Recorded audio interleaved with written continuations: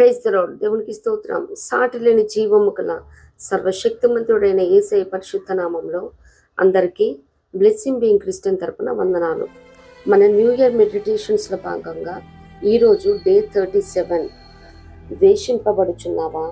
I you being hated by someone? ద్వేషం అనే లేఖనాన్ని ధ్యానిద్దాము. మనకి దీనికి కీవర్డ్స్గా గ్రంథము 45:7 చరణం. నీవు నీతిని ప్రేమించి భక్తిహీనతను ద్వేషించుచున్నావు, కావున దేవుడే నీ దేవుడే చెలికాండ్ర కంటే హెచ్చగునట్లుగా నిన్ను ఆనంద తైలముతో అభిషేకించి ఉన్నాడు. దేవునికి స్తోత్రం. మరి ద్వేషం ఎంతవరకు దారితీస్తుందంటే హత్యలు చేసుకునే వరకు దారితీస్తుంది. అది ఫిజికల్గా మనిషిని చంపడం మాత్రమే కాదు, కానీ గాయపరిచడి తిపోటు వంటి మాటలతో మనిషిని ద్వేషిస్తూ గాయపరుస్తూ ఉంటారు. మాటలతో కాదు, కానీ వారి ప్రవర్తనతో, వారి చూపులతో కూడా మరి వారి ద్వేషాన్ని కనపరిచేవారు లేకపోలేదు. మరి పరిశుద్ధ గ్రంథంలో మనం ఆదికాండము 29లో మనం చూడగలుగుతాము. లేయ ద్వేషింపబడుట యెహోవా చూచి ఆమె గర్భము తెరిచెను. మరి లేయ గారిని ద్వేషించింది ఎవరో పరాయి వాళ్ళు కాదు, కానీ మరి తన సొంత చెల్లి, అలాగే తను కట్టుకున్న యాకోబు గారు ద్వేషించినట్టు మనం మరి పలు లేఖనాలను ఆధారంగా చేసుకొని చూడగలము. ఎందుకంటే లేయని ఇష్టం లేకుండానే పెళ్లి చేసుకోవటం చూస్తూ ఉన్నాము. మరి తను రాహేల్ని ప్రేమించాడు. ఎవరు ప్రేమను పొందుకోక అందరిచే ద్వేషింపబడుతున్న లేయని మరి యెహోవా దేవుడు చూచినట్టు లేఖనాన్ని మనం చూస్తూ ఉన్నాము. మరి చూచిన దేవుడు మరి మూయబడిన తన గర్భాన్ని తెరవటం మనం చూస్తాము. దేవునికి స్తోత్రం. ఇప్పటి నీ పరిస్థితిని బట్టి ఎవరు నిన్ను ద్వేషిస్తూ ఉన్నారు అది నీకు తెలియకపోవచ్చేమో, కానీ నిన్ను చూస్తున్న దేవుడు నిన్ను ద్వేషిస్తున్న వారిని కూడా చూస్తూ ఉన్నాడు. దేవునికి స్తోత్రం. ఆ ద్వేషాన్ని బట్టి ఏవేవైతే మార్గాలు మూయబడి ఉన్నావో వాటన్నిటిని తెరిచే దేవాది దేవుడు నీ పక్షంగా ఉన్నాడు. దేవునికి స్తోత్రం. మరి ఏవైతే కార్యాలు కొనసాగించబడకుండా సమస్యలు, శోధనలు, శ్రమలు అడ్డుగా వస్తూ ఉన్నాయో, మరి మన సంతోషాన్ని, సమాధానాన్ని, సంతృప్తిని, మరి శుభకార్యాలను, స్వస్థతలను, అద్భుతాలను, ఆశీర్వాదాలను మనం పొందుకోనీయకుండా ఏ ద్వారం అడ్డుగా ఉండి మూసివేయబడినదో నిశ్చయముగా దేవాది దేవుడు ద్వేషింపబడుతున్న నిన్ను చూశాడు. మూయబడిన ప్రతి విధమైన ద్వారాలను దేవుడు తెరుస్తూ ఉన్నాడు. దేవునికి స్తోత్రం. నీ నోటి నిండా నవ్వునిచ్చే దేవుడు. దేవునికి స్తోత్రం. అంత మాత్రమే కాదు, కానీ మరి మనం లేఖనాన్ని చూసినట్లయితే యోసేపు గారు ద్వేషింపబడ్డాడు తన అన్నలచే. మరి దావీదు గారు ద్వేషించబడ్డారు. తన మామ, కొడుకు, అలాగే ముక్కు మొహం తెలియని వాళ్ళు కూడా ఆయన ద్వేషించారు. మరి మనం చూడగలుగుతాం కదా లేఖనాల్లో. మొదటి దినవృత్తాంతంలో 17:8 మరి అక్కడ దేవాది దేవుడు చెప్తా ఉన్నాడు, నీవు వెళ్ళిన చోటనెల్లా నీకు తోడుగా ఉండి నిన్ను ద్వేషించిన వారిని నీ ముందర నిలవనీయక నిర్మూలము చేసేదను. లోకములోని కనులకు కలిగి ఉన్న పేరు వంటి పేరు నీకు కలుగజేయుదును. దేవునికి స్తోత్రం. మరి ఇక్కడ దేవుడు దావీదు గారి పరిస్థితిని ఇక్కడ హైలైట్ చేయటం చూస్తూ ఉన్నాము. మరి ఆయన ఎక్కడికి వెళ్తే అక్కడ సుబుద్ధిగా నడుచుకుంటా ఉన్నాడు కాబట్టి జయాన్ని అనుగ్రహించాడు. మరి నాబాలు ద్వేషించాడు, సౌలు ద్వేషించాడు, అబ్షాలోము ద్వేషించాడు. వారెవ్వరు కూడా దావీదుకి ఎదురుగా నిలవలేకపోయారు. ఎందుకంటే దేవాది దేవుడే దావీదు గారి ముందర ఉండకుండా ఆయన కొట్టివేశాడు, నిర్మూలన చేశాడు. మరి ఈ దినాన్ని నీ పరిస్థితిని బట్టి ఎవరైతే నిన్ను ద్వేషిస్తూ ఉన్నారో వారిని నిత్యంగా నీ కన్నుల ముందర లేకుండా దేవుడు నిత్యంగా ఆ పరిస్థితిని, ఆ పర్సన్స్ని మార్చునుగాక. దేవునికి స్తోత్రం. నిర్నిమిత్తముగా నన్ను ద్వేషించి వారు అనేకులని కీర్తనకారుడు చెప్తా ఉన్నాడు. నిజమే, మనం ఏం తప్పు చేయకపోయినా మన మంచి నడవడి, భక్తి జీవిత, యథార్థత, నీతిని హత్తుకొని ఉన్నప్పటికీ మనల్ని ద్వేషించేవారు అనేకులు లోకంలో ఉన్నారు. మరి విశేషముగా మన దేశంలో నిజముగా అక్కడ దేవాది దేవుడే చెప్తా ఉన్నాడు, నా నామము నిమిత్తము అందరి చేత ద్వేషింపబడుతురు, అంతము వరకు సహించువాడు రక్షింపబడునని చెప్తా ఉన్నాడు.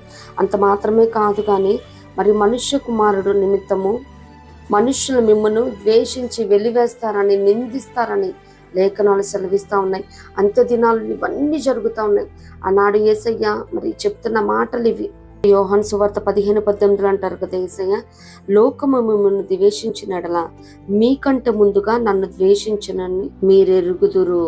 మరి లోకస్తులకి ఆయనలో ఉన్న పరిశుద్ధత గిట్టలేదు కాబట్టి ఆయన్ని ద్వేషిస్తూ మరి ఆయన నామాన్ని ప్రచురపరుస్తున్న, సువార్త ప్రకటన చేస్తున్న వారి మీద అన్యాయంగా విద్వేషాలతో ద్వేషిస్తూ వారిని హింసిస్తూ మరి మారణకాండ చేస్తూ ఉన్నారు.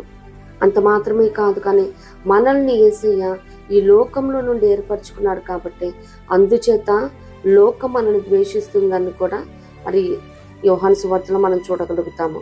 మనం ఈ లోకానికి వేరై ఉన్నాము. మన పరిశుద్ధమైన నిజమైన ఏకైక సజీవమైన దేవునిగా కలిగి ఉన్నాము కాబట్టి ఈ లోకంచే మనం ద్వేషించబడతా ఉన్నాము, హింసించబడతా ఉన్నాము. లోకం మనల్ని ద్వేషిస్తున్నప్పటికీ మనము మాత్రము ప్రియ క్రైస్తవ సహోదరులుగా ఎవరిని ద్వేషించకూడదు. మరి విశేషముగా ఈ ద్వేషం అన్నది కుటుంబ సభ్యుల మధ్య అస్సలే చూపించకూడదు. ఎందుకంటే వెలుగులో ఉన్నానని చెప్పుకునేవాడు తన సహోదరుని ద్వేషించేవాడు ఇప్పటి వరకును చీకటిలో ఉన్నాడని మరి లేఖనాలు సెలవిస్తున్నాం. అలాగే తన సహోదరుని ద్వేషించేవాడు చీకటిలో ఉండి చీకటిలో నడుచుచున్నాడని కూడా లేఖనాలు సెలవిస్తున్నాయి. చీకటి అంటే పాపానికి, శాపానికి, శ్రమకి, శోధనకి సాదృశ్యంగా ఉన్నది. మరి ఎవరైతే ద్వేషిస్తూ ఉన్నారో వారికి వారే ఆ పాపంలోకి, శాపంలోకి, శ్రమలోకి త్రోయబడతా ఉన్నారు. ఎవరు కూడా ఎవరిని తృణీకరించకూడదు, ద్వేషించకూడదు.